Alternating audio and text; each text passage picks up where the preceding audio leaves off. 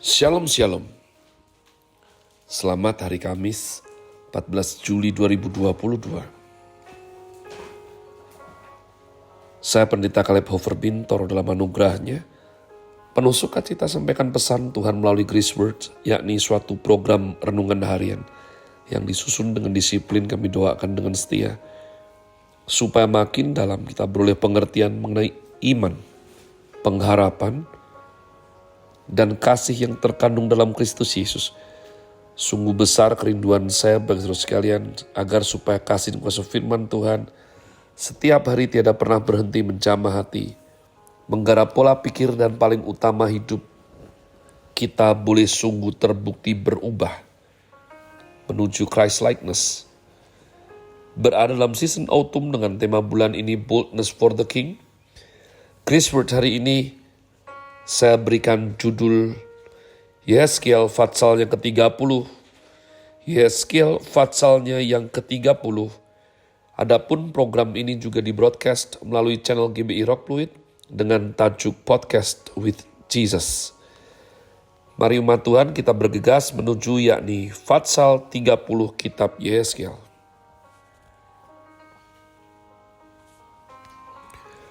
Hukuman Tuhan atas Mesir. Datanglah firman Tuhan kepadaku, hai anak manusia, bernubuatlah dan katakanlah, beginilah firman Tuhan Allah, merataplah, aduh hari itu. Hari itu sudah dekat, hari Tuhan sudah dekat, hari dengan awan gelap. Itu adalah saat bangsa-bangsa. Pedang datang atas Mesir, dan Ethiopia akan gemetar. Pada saat berbahan orang-orang yang mati terbunuh di Mesir, dan kekayaannya dilarikan, dan dasar-dasarnya terbongkar. Orang Ethiopia, Put, Lut, seluruh tanah Arab, Libya, dan orang-orang dari negeri yang bersekutu dengan mereka akan mati rebah oleh pedang bersama mereka. Beginilah firman Tuhan. Orang-orang yang mendukung Mesir akan mati rebah.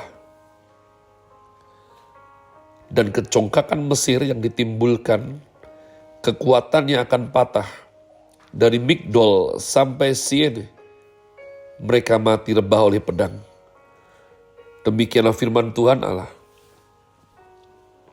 Ia akan dimusnahkan di tengah negeri-negeri yang sudah sunyi sepi, dan kota-kotanya termasuk kota-kota yang sudah runtuh. Maka mereka akan mengetahui bahwa akulah Tuhan. Pada saat aku menimbulkan api di Mesir, sehingga semua orang yang membantunya dimusnahkan. Pada hari itu, utusan-utusanku akan berangkat dengan cepat-cepat untuk mengejutkan Ethiopia yang bersenang-senang. Dan mereka akan gentar pada hari penghukuman Mesir. Sebab sungguh hari itu akan datang. Beginilah firman Tuhan Allah, aku akan meniadakan kekayaan Mesir dengan perantaraan Nebukadnezar, Raja Babel. Ia bersama bangsanya, yaitu yang paling ganas di antara bangsa-bangsa, akan dibawa untuk memusnahkan tanah itu. Dan mereka akan menghunus pedang terhadap Mesir dan memenuhi tanah itu dengan orang-orang yang terbunuh. Aku akan mengeringkan anak-anak sungai Nil dan akan menyerahkan tanah itu dalam tangan orang-orang jahat dan memusnahkan tanah itu serta segala isinya dengan perantaraan orang-orang asing. Aku Tuhan yang mengatakannya. Beginilah firman Tuhan Allah. Aku akan membinasakan berhala-berhala dan meniadakan dewa-dewa dari Memphis. Dan tidak akan ada lagi pemimpin di tanah Mesir. Dan aku akan menimbulkan ketakutan di sana.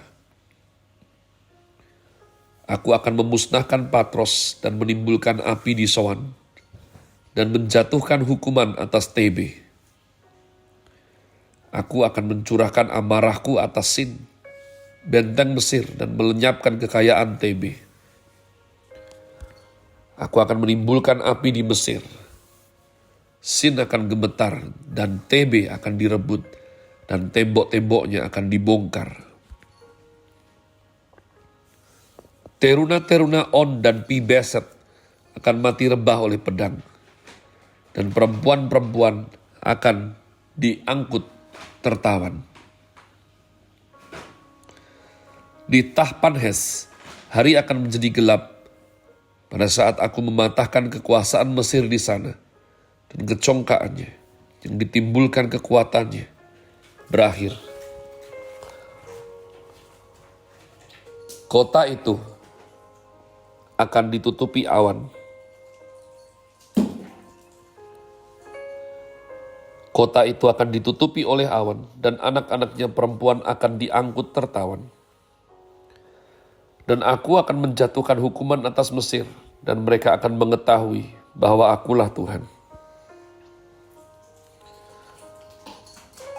Kekuasaan Mesir berakhir, ayat 20. Pada tahun ke-11 dalam bulan pertama pada tanggal 7 bulan itu datanglah firman Tuhan kepadaku. Hai anak manusia, aku telah mematahkan tangan kekuatan Firaun, Raja Mesir. Dan lihat, tangannya itu tidak dibalut supaya sembuh kembali. Tidak ada yang memasang pembalut supaya kuat kembali untuk mengacungkan pedang. Oleh sebab itu beginilah firman Tuhan Allah. Lihat, aku menjadi lawan Firaun, Raja Mesir. Dan aku akan mematahkan tangannya, baik yang masih kuat maupun yang sudah patah. Dan aku akan menjatuhkan pedang dari tangannya. Aku akan menyerahkan orang Mesir di antara bangsa-bangsa dan menghamburkan mereka ke semua negeri. Aku akan menguatkan tangan Raja Babel dan akan memberikan pedangku ke dalam tangannya. Tetapi aku akan mematahkan tangan Firaun dan ia akan merintih di hadapannya seperti orang yang mendapat luka berat. Ya, aku akan menguatkan tangan Raja Babel, tetapi tangan Raja Firaun akan jatuh terkulai. Dan mereka akan mengetahui bahwa akulah Tuhan. Pada saat aku memberikan pedangku dalam tangan Raja Babel, dan ia mengacungkannya melawan tanah Mesir. Aku akan menyerahkan orang Mesir di antara bangsa-bangsa, dan menghamburkan mereka ke semua negeri. Dan mereka akan mengetahui bahwa akulah Tuhan. Hal yang menarik untuk dipelajari dalam kitab suci kita umat Allah adalah bagaimana Tuhan memberikan petunjuk yang sangat mendetil. Dan saya berdoa supaya engkau tidak melihat dari sudut pandang begitu dangkal saja. Kalau Tuhan baik, kenapa kejam sekali mengizinkan invasi Babel Nebukadnezar orang Kasdim melumatkan Mesir? Tidak seperti itu umat Tuhan. Tuhan sudah jelaskan dengan sangat-sangat jelas bagaimana hukum Tuhan ditegakkan di dunia ini. Maka siapa menabur akan menuai, siapa melanggar hukum Tuhan, siapa tidak menghormati nama Tuhan yang suci akan mendapat hukumannya.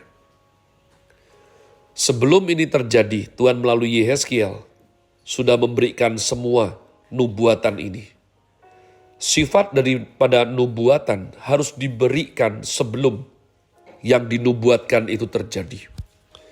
Kalau tidak disebut nubuatan umat Allah. Akan disebut laporan berita.